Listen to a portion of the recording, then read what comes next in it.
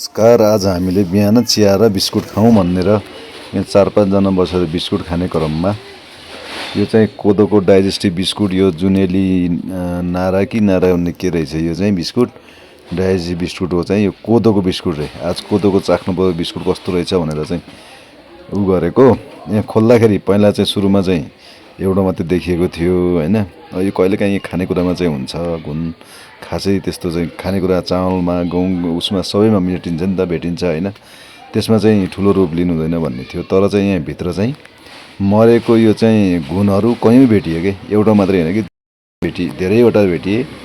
त्यो भेटिएको कारणले गर्दा यो कम्पनीलाई चाहिँ के हुन्छ कसो हुन्छ हैन, अनि कसरी बनेको यो कोदोको पिठो, के कारणले चाहिँ घुन पर्यो, अनि अब चाहिँ कम्पनीलाई चाहिँ गर्नुभन्दा पनि यसलाई चाहिँ कम्पनीले सचेत भएर अलिकति क्वालिटीतिर ध्यान दिनु पर्यो। पैसो कमाउने धन्दामा भन्दा नि क्वालिटीमा ध्यान दिएर कसरी चाहिँ यसलाई चाहिँ निर्मूल पार्न सकिन्छ भन्नेतिर लाग्नु पर्यो। यसरी कुनै नै घुन बाँडेर त भएन। यो दुईटा बिस्कुटमा 2 प्याकेट बिस्कुटमा हो, एउटा प्याकेटमा हैन। एउटा प्याकेट हामीले सुरुमा 1-2 वटा भेटेपछि अर्को प्याकेट लिएर हेर्दाखेरि यस्तो देखिएको छ है।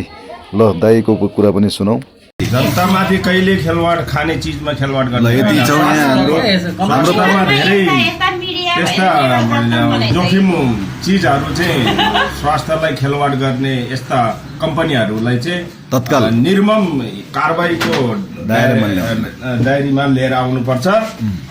र उहाँ चाहिँ हाम्रो गुरुङ पसलको चिया पसलको दाइ हो। उहाँ हामी चिया खान आएको, हेर्नुहोस् यसरी बिस्कुट खान पर्छ भनेको हाम्रो यो रामविलास। हामी यहाँ प्रत्यक्ष